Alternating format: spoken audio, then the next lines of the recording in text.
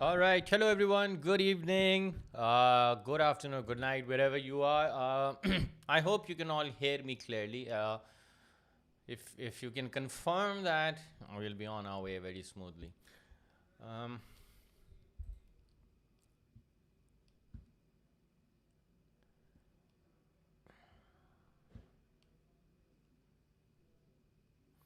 right, so I'm just waiting for a few more people to join in. I'm seeing that there are people joining in as we speak. So just maybe a couple of minutes of wait before we get into what we plan to do, which is obviously a paper three is what we're looking at today. So just let the crowd gather. We shall begin. In the meantime, I shall introduce you to my favorite cup. That's Cleopatra. This is me.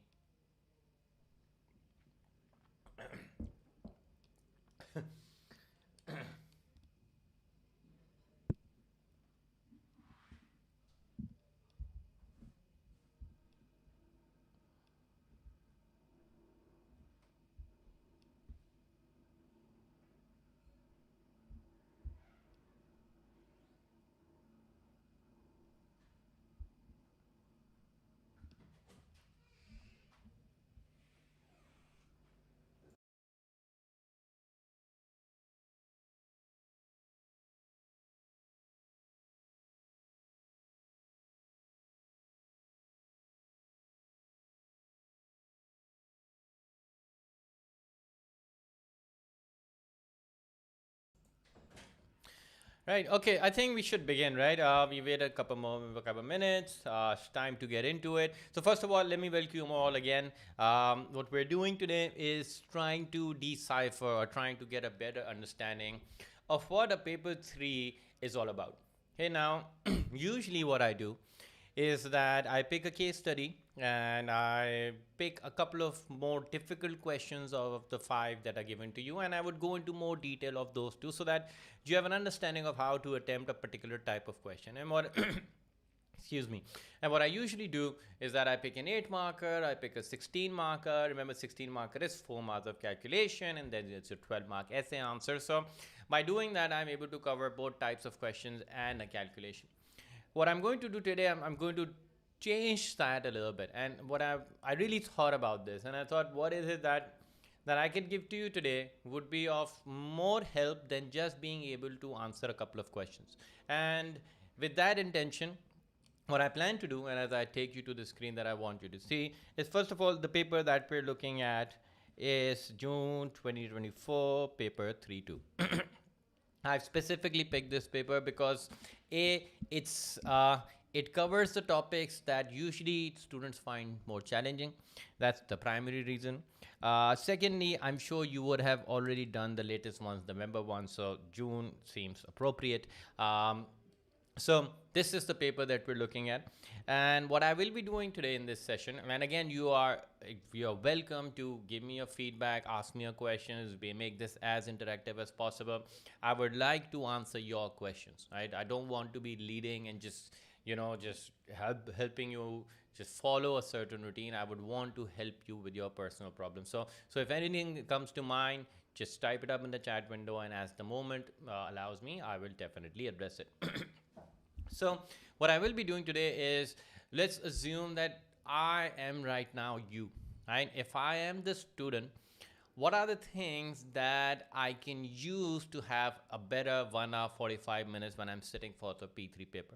So all the ways through which I try to make sense of the question paper better, how do I break down the case study, and how do I make sure that my answers are exactly what the examiner is looking for. And a big part of that, and since I've been checking a lot of question answers lately and a lot of papers that come through, what I see is that students are able to tackle individual topics, and I get that because you would have done a lot of topical practice by now, and you would know of one topic from another, so you can tackle a question. But something that I still see students struggle with is not making the full use of the case study and making sure that your answers are exactly what the examiner is looking for, which is answers according to the case study situation. So what I mean by that is there's often a struggle between, how do I know what part of the case study to use where in my answer? how much of my case study to use, in what sequence to use, what are the things that I can maybe forget about including my answers, what are the things to avoid, how do I save time, how do I ensure that each type of question is fully answered by you. Obviously the marks you get is dependent upon the quality of your answer, what the examiner sees, so you leave some of the things in the hands of the examiner. But before handing in your paper, everything is in your hands. So you've got to make sure at your end that what I present to the examiner are things that are forcing the examiner to consider giving me full mark, right? And there's actually a simple process to it, right? What I'm going to take you through is that process. How do I ensure that I am doing everything that the examiner requires of me? And if I can do that and with the right type of quality, when I say quality, I mean the depth of your understanding and your knowledge. If you can provide that and match it with what the examiner wants to ask, that's when you have a quality answer. Remember, some of you, in fact, all of you, A2, you would have learned about the concept of quality, right? And what we learned about quality was that quality has two sides to it, right? One is obviously what the consumer wants. If you don't provide that, so the recipient of that product, if you don't provide that, you're not going to be able to sell it. So quality is obviously something that the consumer demands. But quality is also something the producer provides. So, your minimum standards, your benchmarks, your TQM and QA, those are all things that sort of give you a minimum standards to maintain in your product, right? So there's a maker of product or the sender of product, which is the producer, who has a minimum standards of quality. And then there's the recipient, which is the consumer, who is looking to see if their objective is met by that product. Okay. Now take the same concept, and instead of the product, think about your answer as the product, right? If your product is the answer, your answer is the product, then the recipient of it is the examiner. Which means that until and unless the examiner is fully satisfied that all the things that they wanted, you have provided in there.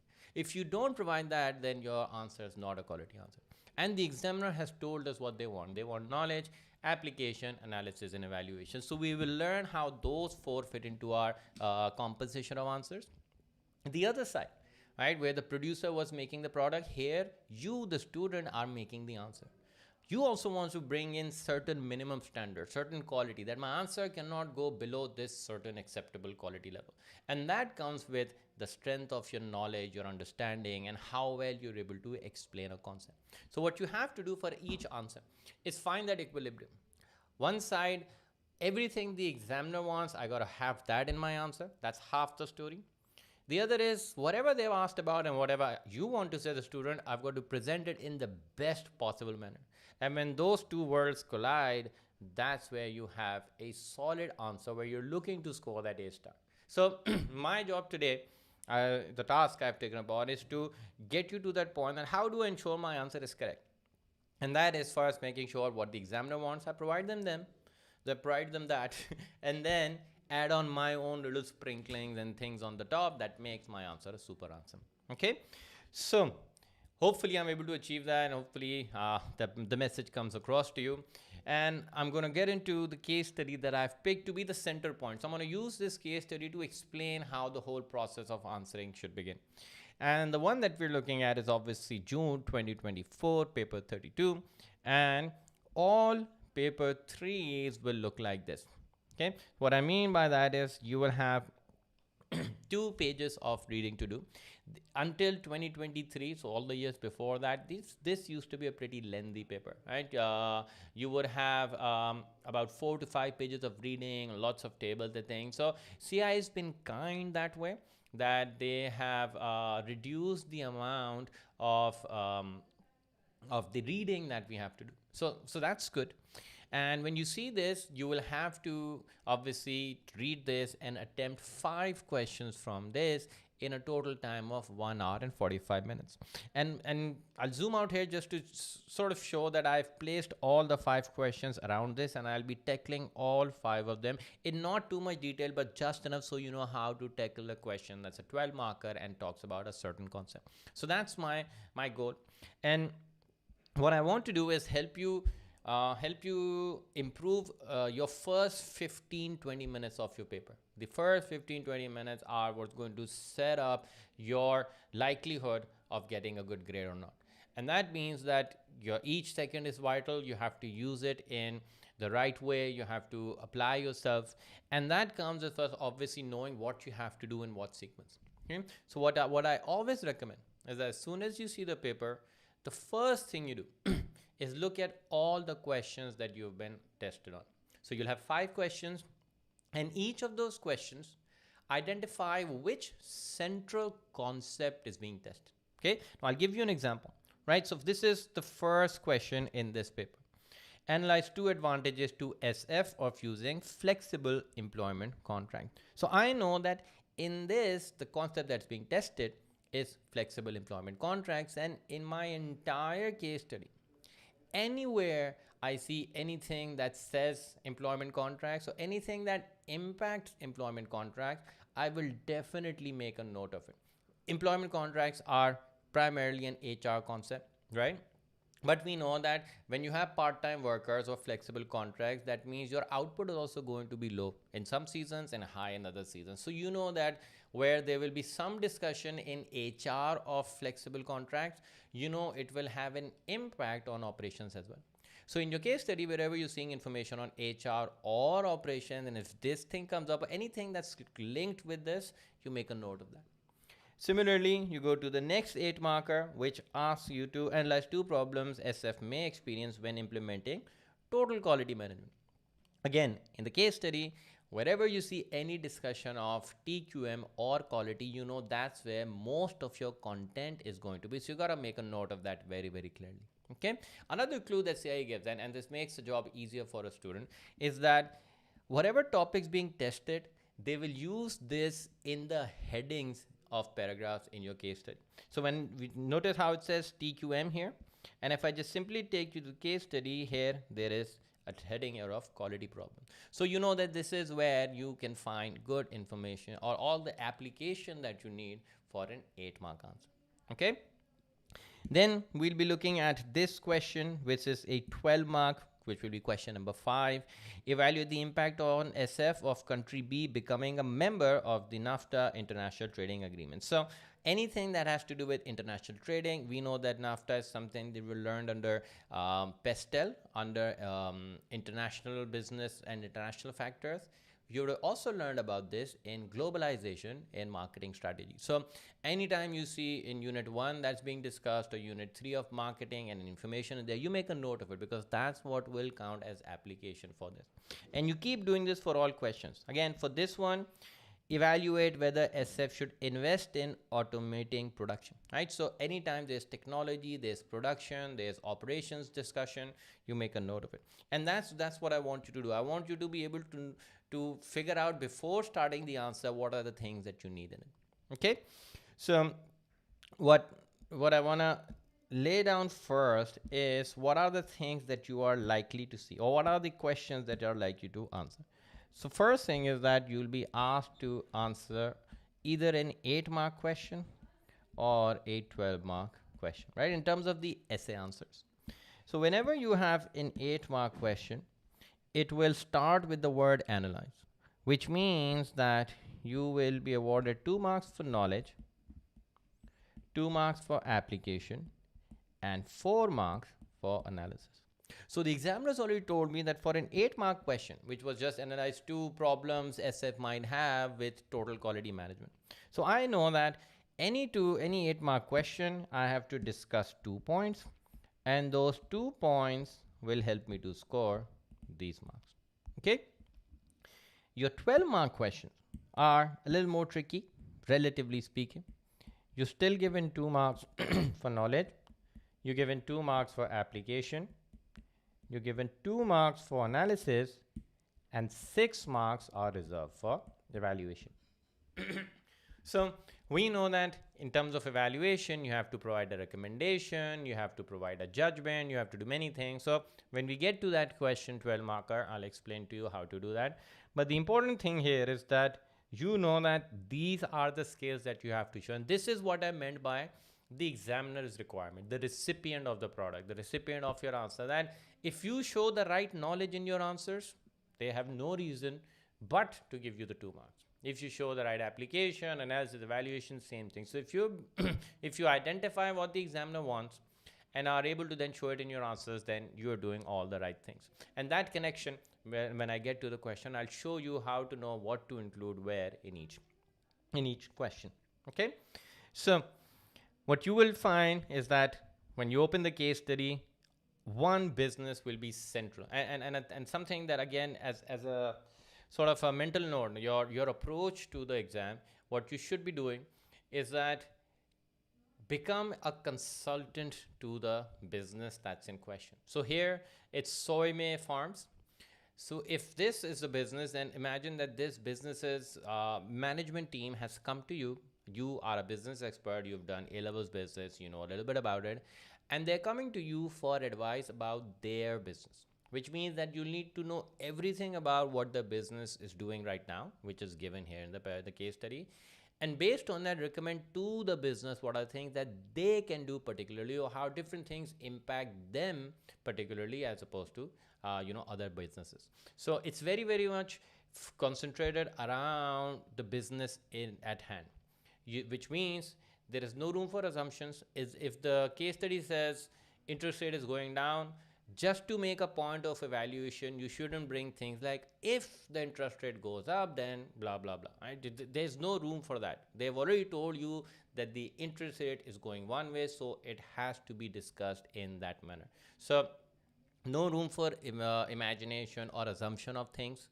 And whatever you have to talk about, its application or its root must come from the case study somewhere. And that's where, when you're reading the case study, what you have to do is treat each sentence literally, and I mean it, literally each sentence is a potential point of discussion in your answer. Treat each sentence like that. Put that much seriousness behind reading it. And that's what I want to do today. I want to show you how when I read this case study, how I'm making sense of it, and how I then use this information to start formulating my answers. Okay, so let's begin. And what you will see with every case study is that first there'll be a couple of paragraphs where you'll be given the history of the business, so to speak. Where did they begin? How far have they come? So those sort of things. And let's get into this one, which is Soyme Farms SF. SF is a private limited company. So the moment you see the structure of the company, make a note of it. Private limited means few owners, less time taken to make decisions, friends and family, limited finance. So you get an idea of where the business stands.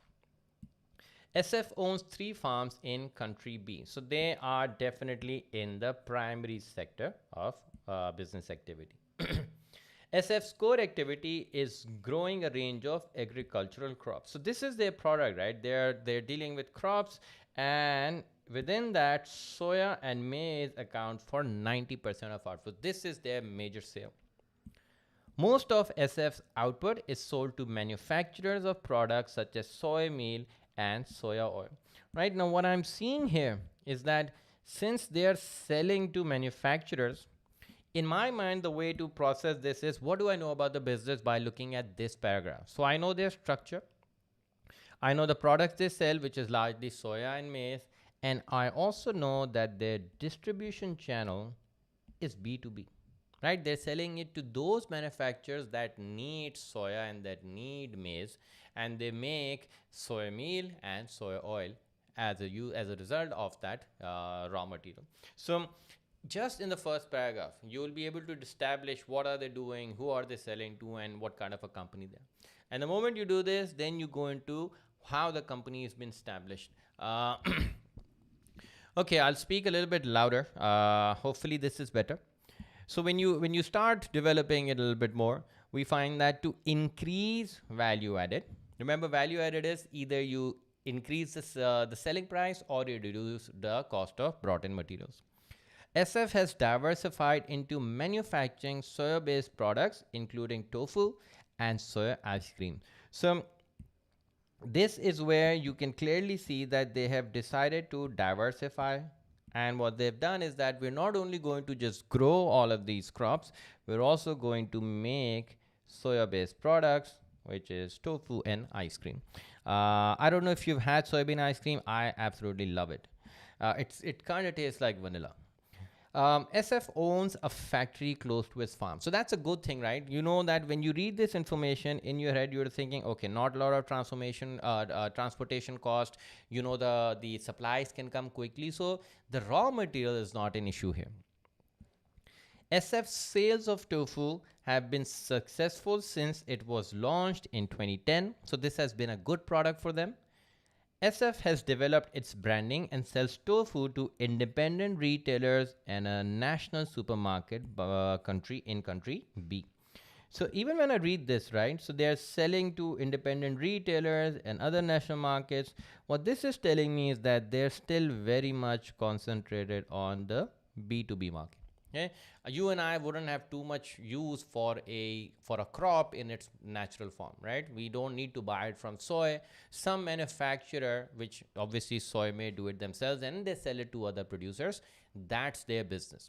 So a private limited company sells soya and maize. They sell to B2B, and they also produce their own ice cream and tofu, right? So underline these things, major things, and that way you start developing where the case study stands. Okay. Then what I recommend you do is look at the first heading here, right? What you see here is flexible employment contract. And when you see this immediately, and I bet this would happen, that you would recall that, wait a minute, I saw a question and I just placed it here. I saw a question on it, which was this one, the first question in the case study. Okay. So the moment you see that heading, go to that question. Okay. So here's that question, analyze two advantages. And this is the process you take. First, look at the number of marks the question holds. So this is 8. First question is always 8. If it's an 8-mark question, it will start with the word analyze, always. Okay. And if it's an 8-mark analyze question, we just discussed this a little bit earlier, that you need to show knowledge enough to get 2 marks, you need to show application enough to get 2 marks, and you need to show analysis enough for 4 marks, right? So the first thing to do is divide your question into knowledge, application, and analysis. Okay, now let me explain what that means. What that means is that these requirements that they have, look, we're awarding you for this, these are all hiding in the question. All you got to do is figure out what does the examiner mean by this when he says, you know, flexible employment contract, etc., etc. And the way to do this is first start with knowledge. Ask yourself, if you read this question, what is a word, or what are a couple of words in there that I can explain in a single line business definition? Okay, that's the way to identify that what is the examiner asking me in terms of the knowledge in this question. And when I read this, and I'm sure you will agree with me, that the only thing I can explain in here is flexible employment contracts. Okay, here you would think back to your HR unit. In HR, you would remember HR strategy, and within the HR strategy chapter, we saw that companies use flexible contracts for a number of things. But as soon as you identify this, highlight it and just write a small KN on top. And what this means is that as long as I talk about flexible contracts and I'm correct about it, for example, I talk about gig economy, I talk about annualized contracts, part-time, full-time, wherever I talk about that, I will get my 2 marks for knowledge. The examiner cannot hold that against me. Okay? Then identify where is application hiding in the case study. And the application part in this question is always a certain situation or a move or an action that the business is taking. And when I read this, they're very simply asking what happens when SF starts using flexible contracts, right? So this is the situation, which means that when I'm reading the case study, which is what, which is all about SF, anytime they mention anything about using employment contracts, and this is that paragraph that I was just referring to in the case study, as long as I can find points from that paragraph, I will definitely get my 2 marks for application as well. Okay, so I know my knowledge, I know my application, then analysis is always the easiest bit if you ask me. It's simply advantages, disadvantages, pros and cons, and when I read this, it is clearly they want me to analyze 2 advantages of flexible contracts. And as long as I can explain that, I'll get my 4 marks for analysis as well. Okay, so I already know now what my structure will look like. That for knowledge, I need to talk about employment contracts. For application, I need to talk about SF. For analysis, I just need to show that SF uses flexible contracts. Is there any advantage to that or not? Okay, and one last thing before I show you how to write this answer is that you see this knowledge, application, analysis, the requirements. In your mind, you should think about it like this, that I need to write 2 points, and each point should have at least one statement on knowledge, one on application, and 2 on analysis. So if I can do this 1 plus 1 2, 2 plus 2 4, and if I can do this twice, then I have answered for 8 marks. And this way you have a structure. This means, so basically what I'm saying here is that this is basically a paragraph, and each paragraph should have at least this much detail in it. The application must come from the case study. It has no place if it's coming from your mind. It must be taken from the case study. Think about it like this. If you want to mention anything in your answer, its root must be found in the case study somewhere. So the application, some business context is coming, and the business here is the case study in question. Okay, so if I know this, what you should always do for an 8 marker is always start with a definition.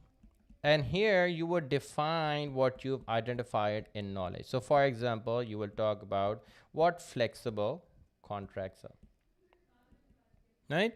And the question's then asking you to discuss 2 advantages.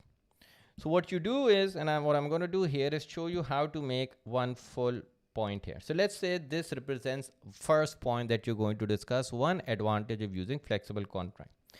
Your answer should have this sequence: knowledge first, application second, analysis third. Okay, this would make a complete point. So how do you go about this? Your first line of knowledge, since the question was asking me about advantages, this is where I must mention the advantage of using flexible contracts. Remember, that's what they're asking. If SF uses flexible contracts, what is the advantage? And the advantage, this is coming straight from your own knowledge, your understanding, your notes and everything. So this is simply saying that by using flexible contracts, you can reduce the cost of workforce, right? You'll remember that by using part-time workers, you can pay them less, you have to give them less benefits, and by giving them less benefits and less salaries, you're able to reduce your labor cost, and that will have a positive impact on your profit. Okay, so that's what you have to prove. But this part of application, this is definitely coming from the case. So I have to pick a piece of information from that paragraph in flexible contracts and talk about how that might lead to lower cost for the business. And for this, let me take you back to the case study and let's read this paragraph. So flexible employment contracts, right? Core workers who are employed on full-time permanent contracts include mechanics, farm laborers, and machine operatives. Labor turnover is low. Right now, think about this for a minute. We just highlighted that the knowledge was flexible contracts. Here, they're talking about full-time contracts. So for me, this holds absolutely no value because that's not what I've highlighted as the question. So I skip this and then I go to the next paragraph. Most employees, however, have flexible employment contracts. This is where that word comes in that we saw in our question as knowledge. So I know that most of my information that I need as application can be found around here, which include temporary or 0-hour contracts. So these are the 2 types that they offer: 0-hour or temporary, which is like when we need you, we'll call you in. When we don't need you, we won't call you in. So that's what they're using right now. And I can use this as application that currently SF is using part-time to keep to produce whatever the other employees have to produce. Now these employees are unskilled and receive limited training. So that's more information about it. All employees on flexible contracts are paid the same hourly wage. Okay, so this is all the information that I have about their flexible contracts. So anytime I use any of this information, this counts as my application. So I'll show you the first line where we talked about temporary and 0-hour contracts. What I will do in this point is that I will use that as a situation that the business is facing. That right now they use 0-hour contracts. What that means is that workers are called in when needed. Okay. Now, if you just wrote this, you won't get any marks for knowledge, because what we've just done right now is we've just mentioned what we know from the case study. But what you have to do is take a line or take a statement to explain what that means. And what that means for the business is that in their what's this, harvesting season, that's the word. Since they're talking about crops, in the harvesting seasons, they can hire, or in the off season, they can fire, or just the contracts are not renewed. That's what they can do. That's what having 0-hour contracts mean for the business SF. Okay, so you have to apply it to the business, explain how they are working with. And because of this situation that they are able to bring in or let go of people when they're not needed, this means that when the demand is low, right, the output can be reduced, or the output is reduced. And when the output is reduced, because you have 0-hour contracts, you can also reduce the labor needed, which means you can reduce your labor cost of doing all of this, which means that the way that the business is impacted is that they will see an increase in their profit. So this definition, where did we go? This definition here does not count as knowledge. I have been saying this again a lot of times, and I'll say it again, that the definition is just to get your answer off the mark, because a lot of students are in that habit, and the examiners, if you don't get the rest of the knowledge right, then they may credit you half a mark for it. But if you ask me, by doing this whole point, you're given 1 mark for knowledge here. You're given 1 mark for doing at least 2 layers of application here. And you're given 2 marks for at least 3 layers of analysis. So notice how my analysis didn't simply jump towards, oh, it reduces the cost of labor, and that's why your profit goes up. I built it up that, look, off season means that your output has to go down. When it goes down, you reduce the workers that you have, and what that leads to is a reduction in labor cost, which is where you'll end up getting more profits. So this is the structure that you need to show. The important bit is the application comes from the case study, and this bit here, the knowledge, the first line of your paragraph should be a fact, which should be the advantage that they've asked you about, right? For example, if I do a second paragraph here, right? Let's say I switch paragraphs, then I've got another paragraph to work with. If it's an 8 marker, you're still doing the same thing. I've got my knowledge, I've got my application, and I've got my analysis here. My knowledge would be, for example, when you have flexible working, we talked about reduction of cost, right? That's one thing. You can also say that you can offer seasonal products, right? And this way you can look to increase your sales. So that's also something that flexible contracts allow us to do. And here I will tell them that, look, they are currently dealing with maize and soya, right? And when you're selling to other B2B businesses, they might ask for variety, right? And then SF can vary the type of worker. They want to bring in more that know about maize. Do they want to bring in more people that know about soya, etc., etc.? And by doing this, you can offer a diversified product portfolio. Excuse my handwriting, guys. I apologize. And by having a diversified product portfolio, what you're able to do is that become more attractive. And in the case study, we will read that they are highly competitive. So they also increase their competitiveness, right? And these more offerings are what will lead to a higher sales number and a higher profit rate.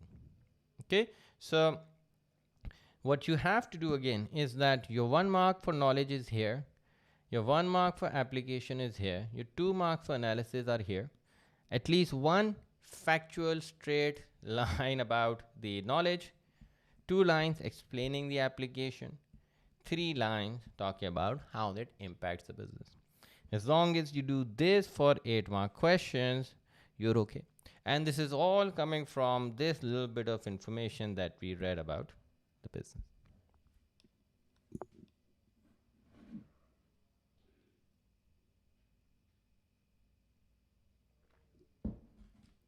Everybody okay?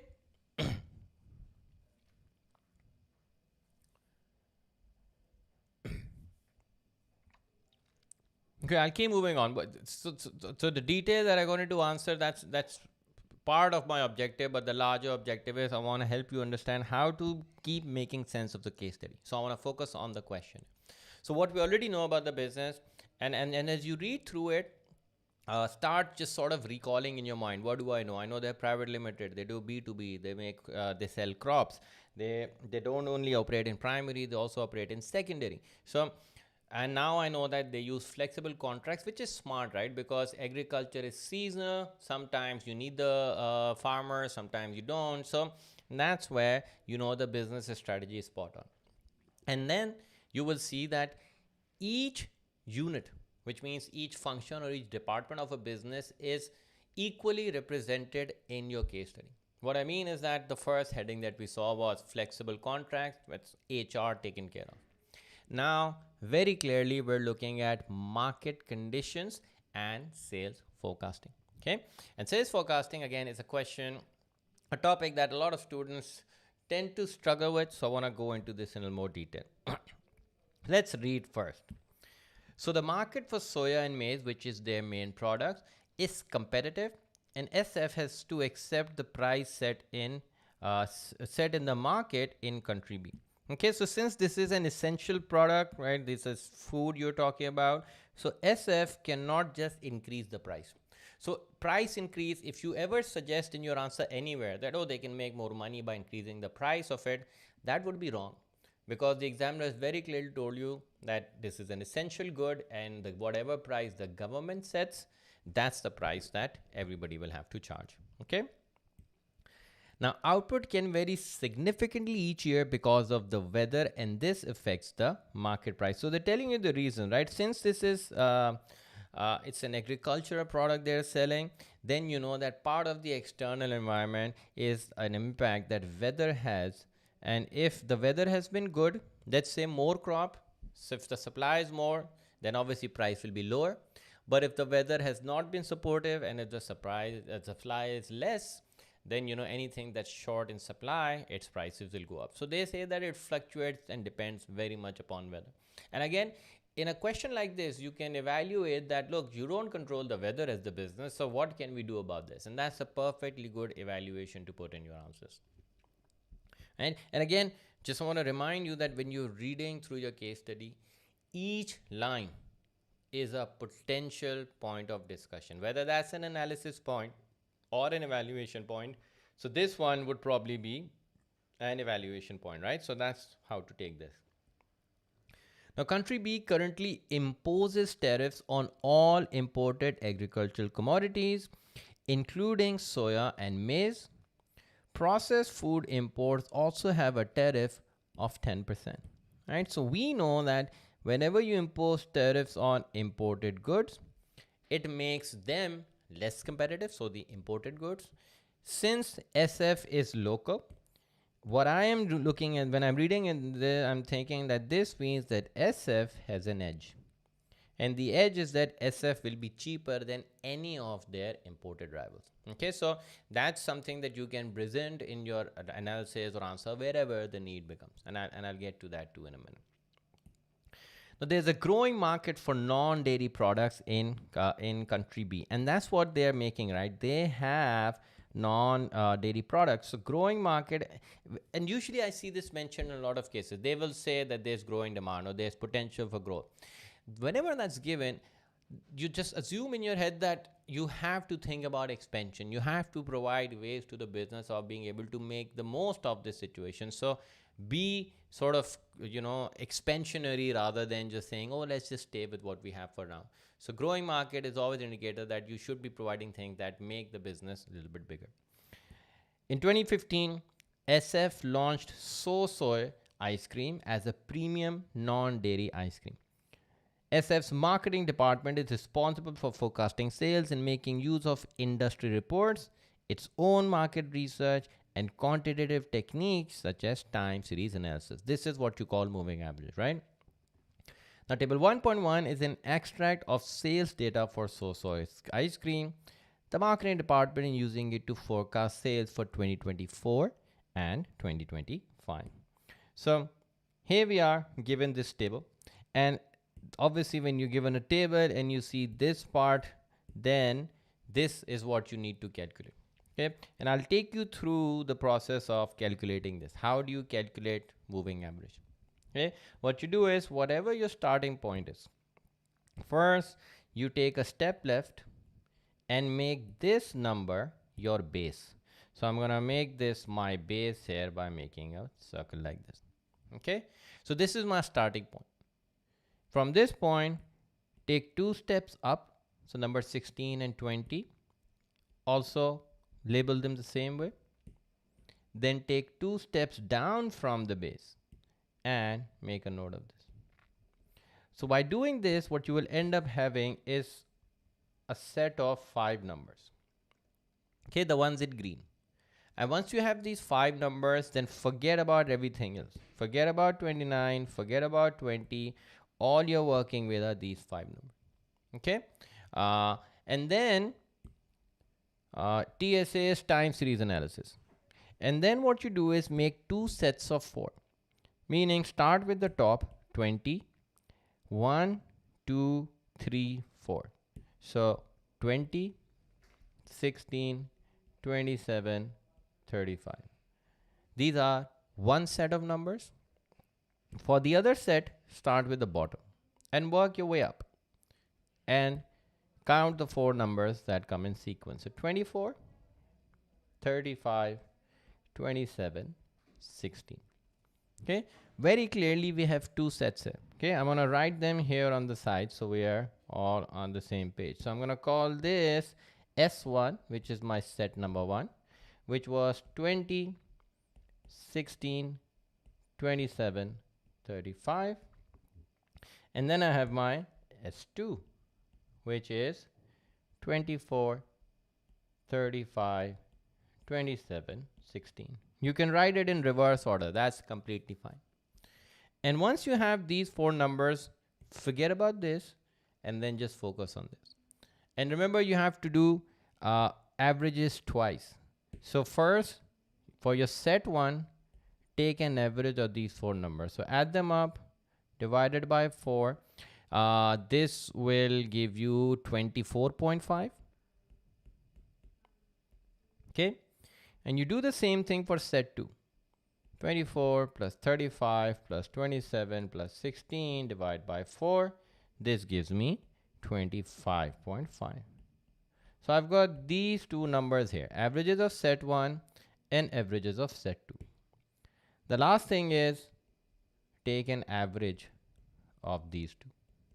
So 24.5 plus 25.5 divided by 2, this becomes 25.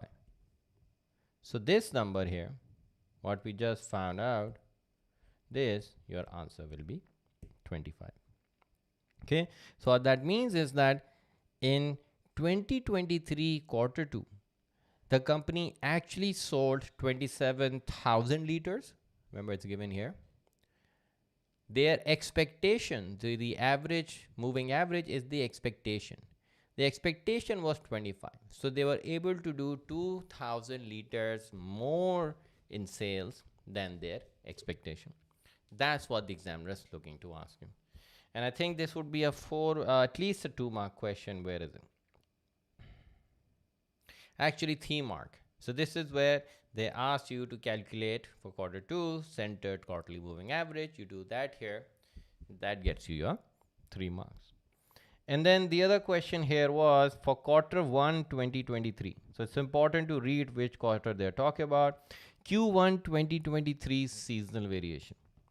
Okay, now how do you calculate seasonal variation Q1 2023? So I'm looking at this one here, Q1 2023. And the way to calculate this seasonal variation, I'm going to call it SV. Okay, seasonal variations formula is moving average of that quarter minus is, sorry, I'm writing it the other way around. This is sales minus moving average, right? So my sale number in this is 16. My moving average here was 23.75, which means the seasonal variation of Q1 2023 is, what is this? 4 and minus 7.75. This means that the company sold about 7.75 thousand less in ice cream than they were expecting. So when you are asked to do moving average, simply either remember this formula seasonal variation or this process for the moving average.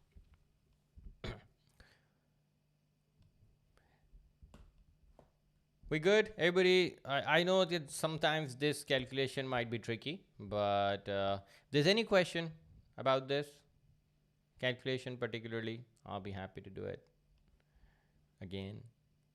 Oh, we're okay. All right. Now, the problem becomes, especially in this one, is that you, even if you're able to calculate these parts, the essay answer, which will always follow a moving average question. So if I could just take you again to this part about the calculate 2 questions, we just did this here, that minus 7.75 was my seasonal variation, and this was 25. Obviously 25, just 25 is enough. By the way, you don't have to necessarily write 25,000 liters. You can if you want to. It's better that you write it, but even if you just write 25, that is acceptable for the examiner. Okay. So I was saying that whenever you see a question on moving average like this, it will always, I've also always seen this, it will be followed by this question exactly. Evaluate the usefulness to SF of sales forecasting. Okay. Now, we've already seen how to tackle an 8-mark essay answer. Right? Now let's tackle a 12-mark essay answer. And for that, again, the process remains the same. First, start by looking at the number of marks. That's 12. It will start with the command word of either evaluate, discuss, or recommend. Okay. Now, even though a lot of students still don't make this a habit, and I assure you it's what helps me write a better answer, is that divide your question into the requirements of the examiner, which is that since this is a 12-mark question, I know that I have to show knowledge, I have to show application, I have to show analysis, and this time around, I also have to bring in evaluation, right? And the way you were awarded for this is 2 marks for knowledge, 2 for application, 2 for analysis, and 6 for evaluation. So without knowing what are they asking you to evaluate, what are they asking you to analyze, you won't be able to do justice to your answer. So go through that process. And once again, if I read this, which is evaluate the usefulness to SF of sales forecast, even though this is a very few words, a small question, but you can still divide it into 4 parts. And when I read this, I know that the only thing I can define in this, anything, any usefulness, anything, what is this word or this concept of sales forecasting, which we know through the concept of moving average. So anytime we mention moving average in this answer, we get our 2 marks for knowledge for it. Okay, so just by highlighting this, you know what you have to focus on to get your full marks of knowledge. Then application. Now in this question, you can see that there isn't a particular situation, but they're saying, tell us what happens to SF as a whole. And we know that sales forecasting is used in marketing. So anyway, they can use it in marketing. Obviously, I'll talk about that. But if, and this is again something, a sort of a tip that I like to give my students, is that marketing and operations are technically one department, just split into two. Because what operations tells marketing is how much they can produce. So that's what they go and sell, and what they can produce. So what varieties and such things. If you look the other way around, what marketing provides to operations is obviously research. What do the customers want? What are the different products that are being demanded? And the level of output that they need to produce. So anytime you talk about marketing, you always talk about operations in its evaluation. Anytime you talk about operations, you always talk about marketing in its evaluation. This is a given. This is a fact. If you separate these, then you're not doing justice to your answers. So since this is a moving average question, which is definitely part of moving average, part of marketing, in its evaluation, I will also bring some discussion of operations. So for example, once moving average tells me the accurate forecast of what we're going to sell in next year, only then can operations know what should be their level of output and what type of products they need to make.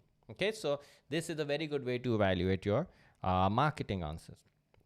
So here, when I highlight SF as application, you look at all possible ways through which moving average may impact SF.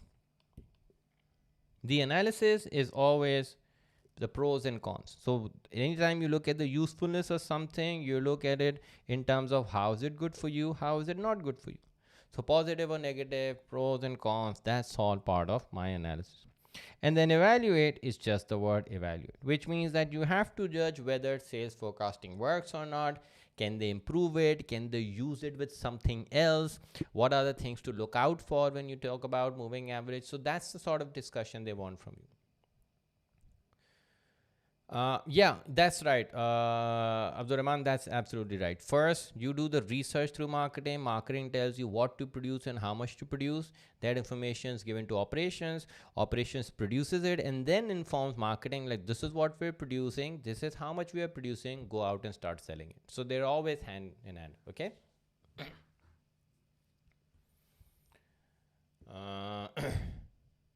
Right. So since a 12-mark question like this, whether it's a standalone 12-mark answer or one that is a part B of a calculation, how I recommend you approach this is, first of all, you will have a maximum of 36 lines to write your answer. Okay, for the 8 marker that we did a little bit earlier, sorry, I just make sure that I don't forget this. You will have 24 lines, no more, no less. And for a, where did it go? Where are you? Sales forecast. There we go. And for a 12-mark answer, you will have no more than 36 lines to complete the answer. Okay. So how do you divide these 36 lines? And again, this is an approximate suggestion to you. Each of you may have a different, more comfortable way of writing your answer. That's completely fine. Right? But this one's not as much fun. I want to make it more straight. Okay, so what I do is I divide my answer into 3 parts. Part 1, part 2, part 3. Your first paragraph is a complete combo of knowledge, application, analysis, and evaluation. So I'll talk about maybe one reason why sales forecasting is important. Use the information in the table and the numbers that I've calculated. For example, sales forecasting can be used to forecast how much output you need to produce based on the level of demand. And then when you mention that knowledge, you talk about his application. That as we saw in calculation 3 part 2, that in Q3 of 2023, we sold 25,000 more or whatever, 2,000 more than our expected sales number. The benefit of that is that if you can predict that in advance, then you can produce your output accordingly, which means that you have no loss of sales, your research number is telling your operations department how much to produce and what to produce. So when you talk about that, that's knowledge, application, analysis, all done. Additionally, what you need to do is at the end of this paragraph, you must have a line or two of evaluation in it. So a judgment, a recommendation, something that's a bit of a warning. So what I will say, for example, is, and when if I complete this paragraph, that look, it's good for knowing how much output to produce. SF can use the future forecast data to know how much more to produce. This way, you don't lose out on any sales and you get economies of scale, blah, blah, blah. And then the evaluation you write, well, that's true, but these are all guesses, right? You're only trying to predict something that is a result of a calculation that's presented by a marketing expert. So until and unless you have an expert doing these calculations, you can't really be sure that you will be able to achieve these numbers or not. So anytime you have something of a judgment or a criticism or a warning, you bring that at the end of that paragraph.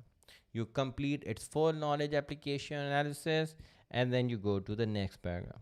You talk about another reason why it is useful. So this was use 1, this was use 2, right? And again, the same thing. It is used so that you can arrange your resources accordingly. Moving average helps you to know which quarters you need to change your marketing mix. So again, you mentioned that you can design your marketing mix accordingly. You can say that in the first calculation, right? For example, we saw this, that in Q1 2023, we sold 7.75 less, which means Q1 hasn't been going so well for us. So you can write in your answers here, well, looking at quarter 1 minus 7.75, it means that we need to do something about it. And the analysis would be, well, looking at moving average, you can change your marketing mix, maybe reduce your price, maybe do more promotion. And that way, sales forecasting helps us to identify what to sell when. And then it's evaluation. Absolutely right, Lala. That also works. That just because you predicted something, there's no guarantee that's going to work out like that, right? Past is no guarantee of future. So you can mention that, and that becomes its evaluation. Or Lala, what I would suggest is, don't always assume that evaluation is a criticism or a warning. Evaluation can also be positive. And what I can mention here is that, look, moving average says that at least your near future, so the next few months, will be the same as your past. So at least this way you are positively supporting your argument that it's some use to go through moving average rather than just blindly going into your market. So positive or negative evaluations, a couple of lines must come at the end of each paragraph. And then when you get to the final one, this is purely dedicated to overall evaluation.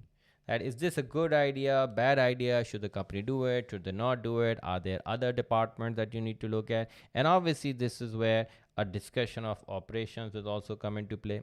Remember, moving average needs an expert. An expert means you may need to provide training. So that might also come into play. And one more thing. Whenever there's a question of sales forecasting in the last evaluation, there's a couple of points that you can always include. One, I'll bring that here. One, that you operate in a dynamic external environment. So whatever you predict now may look very different in a month's time or in a week's time. And secondly, so one was this. What was I thinking of? I guess I talked about no guarantee here, right? So yeah, so no guarantee, external environment changes. You need, that's what I was thinking. You need willingness or the skill of the person who is making this analysis, that they know what to do, right? They can't be wrong about this. And there's always, I guess one more point, that there's always room for math errors. right? Something can be wrong, your calculation is very complex, so you can always make those mistakes. So those are like sort of like generic, but also in a way specific to sales forecasting as an issue. And that's what you can use in here. Okay. One more thing that I want to just say before I close off with this question. So this one is it's a sub part of a larger question, right? So we saw the first two parts being about seasonal variation, centered quarterly moving average, and then you were asked to answer this. And whenever you have to answer a 12 marker, which is a 12 marker following a calculation, then remember this, that your answer, right, this is your essay answer, so the 12 marker there, is a combination of your quantitative and your qualitative analysis. Okay, what that means is that when we talk about quantitative, right, this bit here, you must use calculations in your answer somewhere, at the start, in the beginning, in the end, wherever, but calculations count as the application in a question like this. And qualitative is coming from the different paragraphs that you see in the case. So you have to talk about this. Like, for example, I just talked about these two numbers, but what I will also recommend is go through the case study and see if there are other things that I can maybe use as evaluation of how useful sales forecast is or it isn't. Right now. What I saw here, obviously this was to do with tariffs, nothing to do with sales forecast.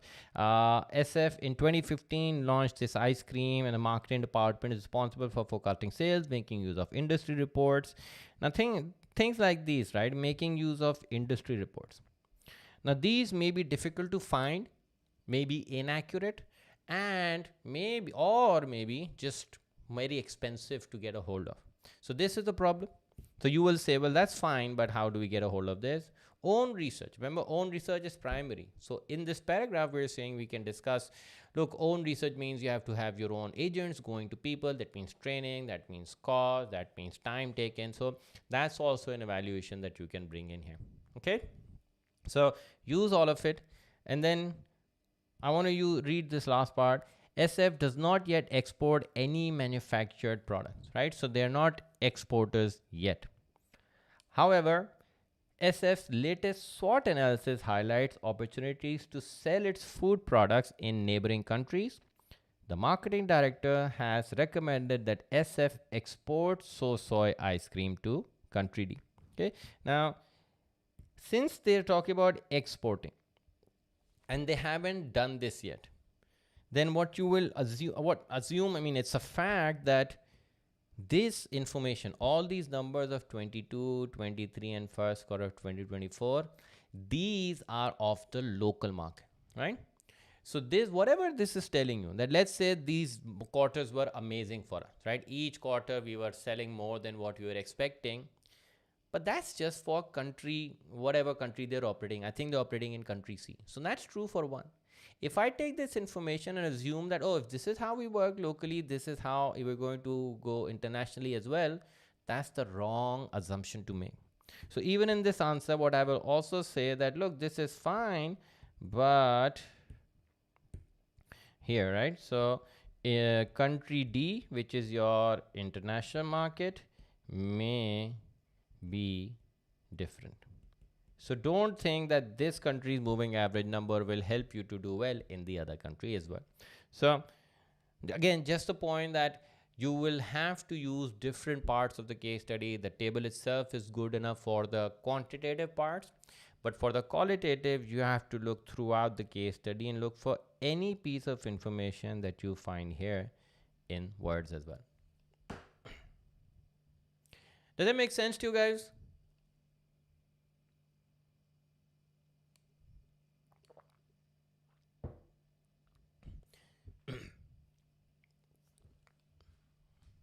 Is moving average less scary? I hope it is.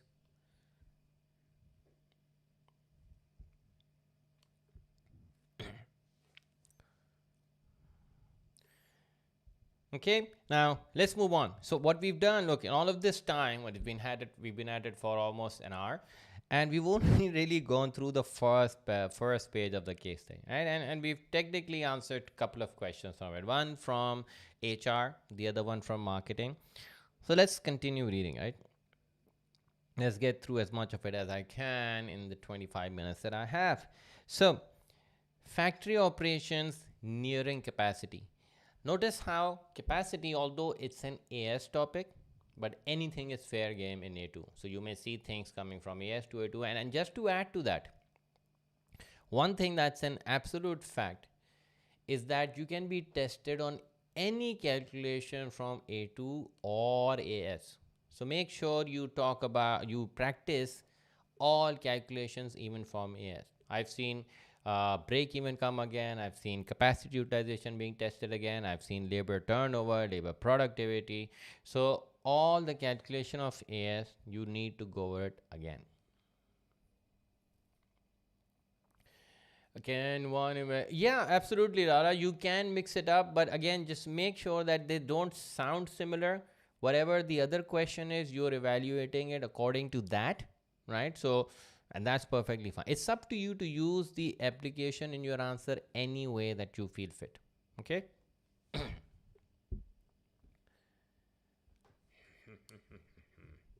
Okay.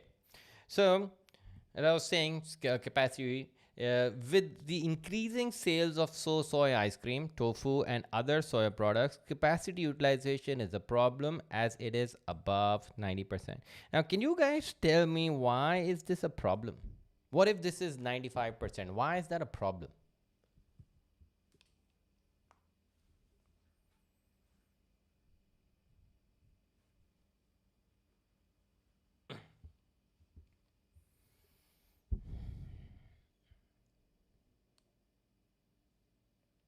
I know.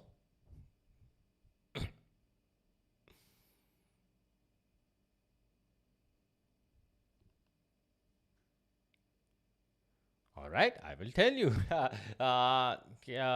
Can't buy in bulk. Okay, good. So I think what you're trying to get to is that if you don't have any capacity, how will you cater to bigger orders, right? So what if a last minute order comes in or a big order comes in?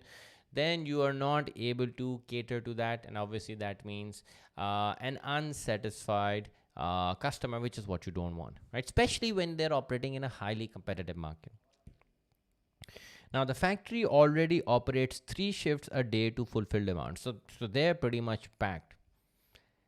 This should be then giving you the indication that whatever their operational setup is right now, it's not enough given the fact that they have already identified that there's growing market for non-dairy products. So if there's growing market, then you must have an ability to increase your output, but that's something that they don't have right now. And again, the way to process is that if there's growing demand, if there's not enough capacity, or if you're not making enough units for whatever reason, then in your answers you must support that we have to increase our capacity. Okay, remember, it's one of the biggest sins of a business is that if you know there's a demand for something and you can produce that good, and if you're not producing it because you couldn't bring in more resources, then it's a problem. So naturally your answer would be geared towards, can I help them make the decision about how to increase their capacity? Okay, and how are they doing that? SF's managing directors considering whether to expand capacity to meet forecast demand. So they highlight that here. Look, this is our objective, that we want to expand so that we can meet the demand. And he believes there are two viable options. Number one, invest in the latest technology to automate production in existing factory, or they can outsource production to someone else. Okay, now at this point they have given you a table here. So table 1.2 provides details of the investment appraisal for automated production. Like, this is interesting, and I'm highlighting it for a particular reason, because when I show you question number 4, where to go? Here it is. Right? So question number 4 will have a 4-mark calculation and then an essay answer. Right? So the calculation is ARR, and we know ARR is part of obviously investment appraisal, but ARR of automating production. So whatever paragraph we were just reading, it says automated production a few times in there. We know that whatever investment appraisal information is given there, that's what I need to use for ARR. So my focus straight away goes to table 1.2. But notice in the second, which is again 12 mark, let's break this up into knowledge, application, analysis, and evaluation, right? So when I read this, in terms of knowledge, what can I define? What can I really put down in a single line business definition? It's literally just one word: automation. So as long as I talk about automation, technology, tools, and things like that, I'm fine. In terms of its application, they are only looking at the operation side of things, meaning production, which we just saw they're already at 90%.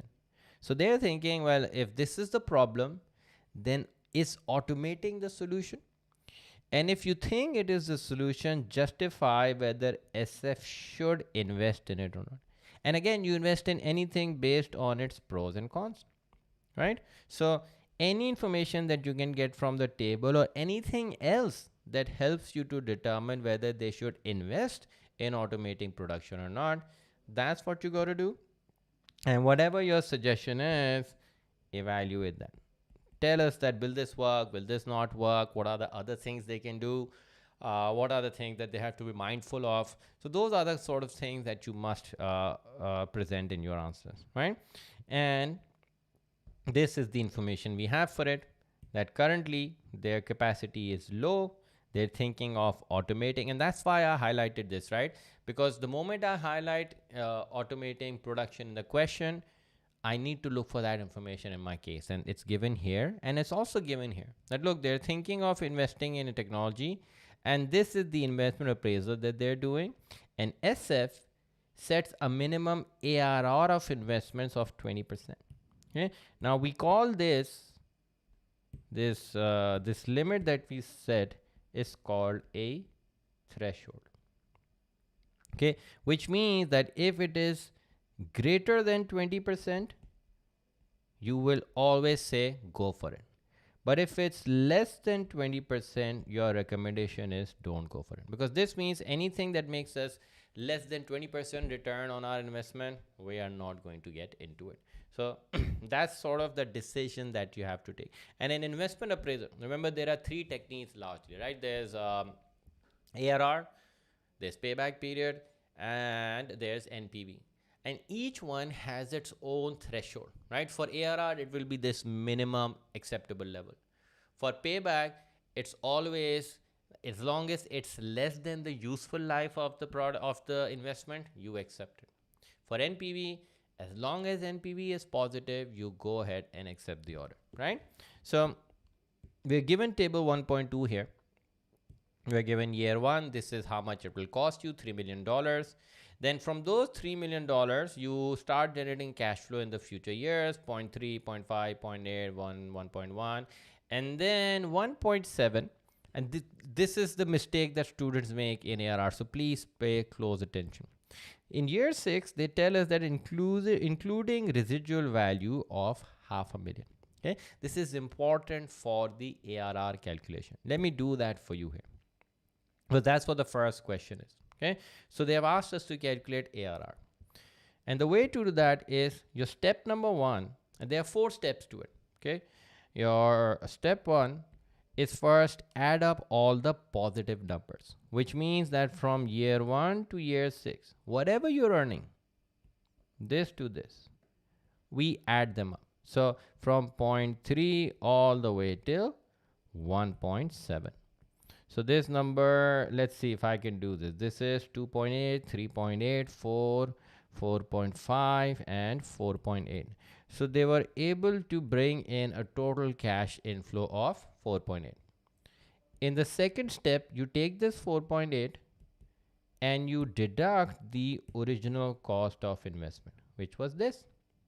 So 4.8 minus 3.0 brings you a number of 1.8. Okay.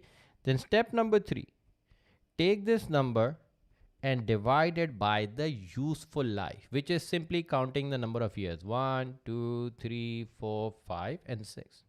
So 1.8 divide by 6. I believe that's 0.3. 3618. Yeah. So this becomes 0.3. Now this 0.3 is what you call your annual profit. Okay. Then you go into your step 4. And step 4 is the actual ARR calculation, which is annual profit, which we just calculated as 0.3, divided by, and this is the change in calculation. Initially, it used to be original investment. Now it's average investment. And multiply this by 100. Okay? I am running out of space. I'll do it here. So when it comes to average investment, right? This, excuse me, this little bit here. There's a formula for it. And make sure you do this before plugging it into this one here. The average investment formula is original cost plus residual value divided by 2. Okay? Original cost plus residual value divided by 2. We know our original cost is 3 million. My residual value I just highlighted here, right? 0.5. So 3 million plus half a million divided by 2. So 3.5 divided by 2. 5.4. What's 5.4? Total cash in. Sorry, did I do my cash in? Did I do this wrong? 0.3, 0.5, 1.6, 2.6, 3.6. Are you sure?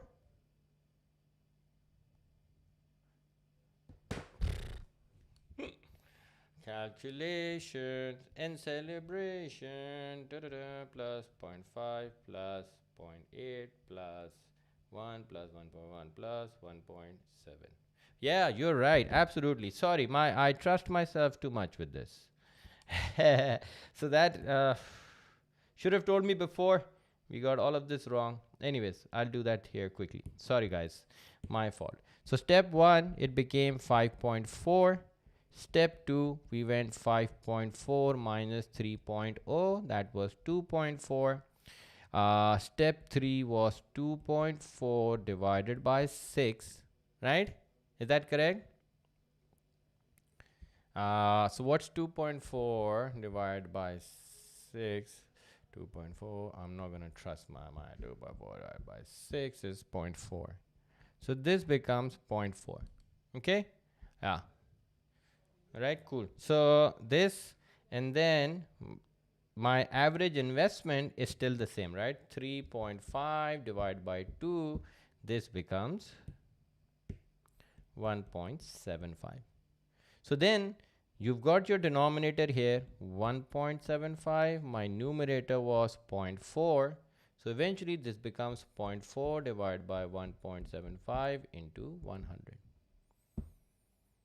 Okay, so when you solve for this, your answer is, again, I'm going to write this more clearly here, 0.4 divided by 1.75 into 100. Your answer is 22.8% is the ARR, right? And since this is the ARR, what was the minimum rate that was acceptable? 20%.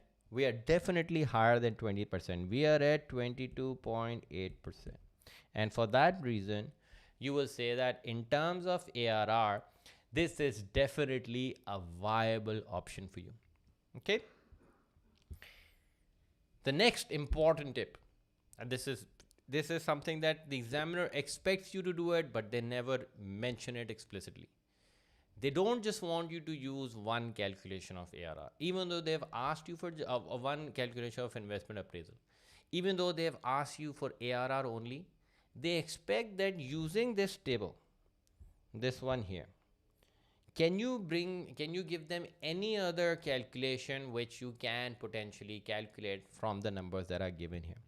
And we're not given discount factors here, right? So you can't calculate NPV. You can't calculate discounted payback period. But what you can definitely calculate is normal payback period, right? Normal payback was you take this amount, let me just clean this up. You take this amount and see when will this whole amount be fully recovered. Yeah, exactly. So, Imesh, that's what you would write in evaluation of ARR in the essay answer, that look, it averages things out. That means it's not a fair reflection of it, right? How you do payback is basically you take this amount and start putting, so write this in your calculator, write -3, your starting number, right? -3 in your calculators, right? When you do this, all you got to do is then start adding the next number. So you start with -3, you add 0.3 to it, which means you're left with 2.7. If this 2.7, then you know first year will pass by and you still won't get your returns. Then you go into your second year, -2.7. Remember, this is -3 plus to -2.7. You add 0.5 to it. This gets you to 2.7 minus 0.5. So it's 2.2, right? So you're at -2.2 here. So year 2 will also come and go by, but you won't get your money back. You go into year 3. So this becomes -2.2 plus 0.8, right? And that becomes -1.4. So you won't get all your money back in year 3 either. Then you go into year 4. You add 1 to it. So -1.4 plus 1 becomes -0.4. So the first 4 years will come and go and you won't make all of your money back. But then something happens in the 5th year. And this is where your payback period is, right? So what happens is that the moment you see that your net cash flow amount, remember we started with -3, we went to -2.7, 2.2, 1.4, 0.4. There will come a point where you will see that the net cash flow amount is less and the next cash flow that you're getting is more. So I'm comparing this number and this number. What I need is 0.4 to make this 0. But what I'm getting in my next entire year is 1.1. I don't need 1.1. For my payback, I just need 0.4. At this point, you apply this formula. Okay, I'm just going to write it here. The formula is the remaining amount. So I'm going to call that remainder money divided by next net cash flow multiplied by 12. Okay, what that means is that my remainder amount is 0.4. This is what I need to still recover. So I'm going to write that here, numerator 0.4. My next cash flow is this amount here. I'm getting 1.1 from my next year. I'm just going to write 1.1. So my formula becomes 0.4 divided by 1.1 into 12. And when I solve for this, 0.4 divided by 1.1 into 12, this tells me that in the 5th year, it will take 4.3 months for you to recover it, right? And that tells me that it will take you all of 4 years, and in the 5th year, you will get it in 4.3 months. So your payback period becomes 4 years, which is basically all of these years, and 4.3 months. This whole thing is your payback period. And even though the examiner won't ask for it, yeah, 5 months. So you can write 5 months. That's also fine. Anything that's you should always round up, not round down when it comes to days and time. Okay, so 4 years and 5 months is fine, or 4 years and the 5th month. That's something that the examiner is not asking, but you make this calculation and you use it in your essay answer, right? So here for its essay answer, where they ask, well, should we invest or not? Your first paragraph is all about investment appraisal numbers, right? So in terms of knowledge, for example, you will mention all the things, right? What payback period is, what ARR is. You'll take the time to explain their uses. Then you'll talk about the calculation. Look, that payback was 4 years and 5 months, and your ARR was 22.8%. So the numbers count as application. And then its analysis would be that, well, you can see payback is less than the useful life, right? Useful life was 6 years. So since this is less than useful life, you accept the order. Similarly, our minimum threshold was 10%.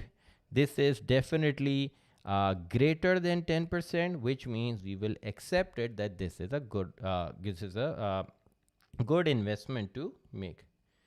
However, its evaluation for investment appraisal is that you also need NPV also needed, because we know NPV is the most trusted method when it comes to determining whether you should invest in something or not. So by doing this, excuse me, what you'll end up doing is you'll talk about the quantitative side of things. You bring in your next paragraph, you talk about your qualitative side of things. That, well, all of this is fine, but what about your competition? So you can talk about that, if that will have an impact. What about if you have to take a loan for this? What happens to your gearing? That's something to look at. Do you have other financial options? Can you sell shares? That's also something to consider.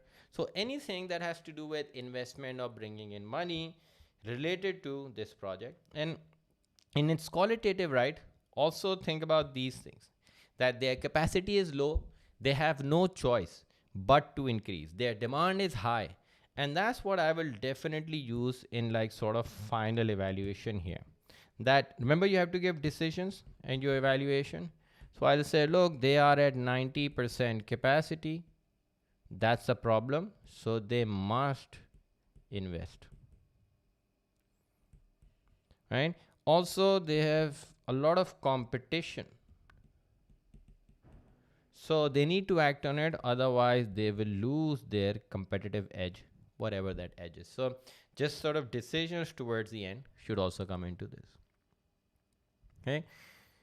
And yeah, I just want to also look at the last couple of paragraphs, although we won't have any time to go into these two parts specifically.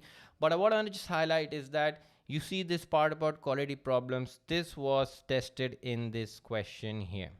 Analyze two problems SF may experience when implementing TQM. And in attempting this 8-mark answer, just use this same process again. Where it go? Where here? This same process, right?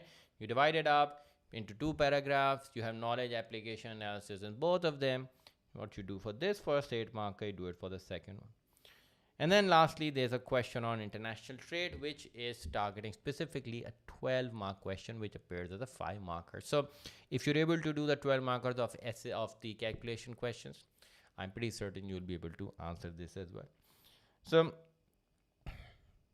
yeah, although I got into more detail than I was originally planning to, but the idea of this was more to help you explain how you make use of the different parts of the case study, what are the things to remember, how you make sure that your essay answer a combination of both qualitative and quantitative, and ensure that your marks are determined by what the examiner wants from you.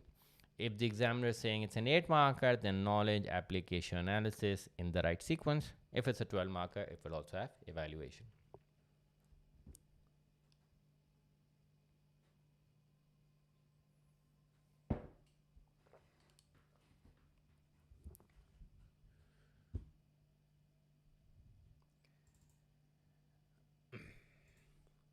Oh, my camera has been off. I had no idea. Yeah, guys, so that's what I have for today. Honestly, I had so much more planned, so many things that I still want to get across to you, but sort of end of time, I suppose that's one reason that I'm going to stop at this for today. But we'll come back with more sessions like these before your exams, and I hopefully I can shed more light on all the things that you want from me. So Are we satisfied?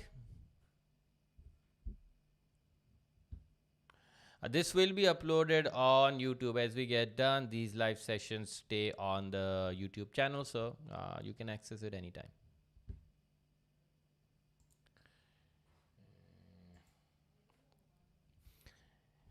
Right. So, all right. Thank you, Mr. Abdurrahman. I sound make me feel better than I am, but I'll take it. I'll take it. And hopefully your exams are going to be as extravagant as my explanation, if it truly is. Okay. All right, guys. Thank you for being here. You are a lovely audience. And best of luck for your exams, and see you next time. Right? Take care. Bye bye.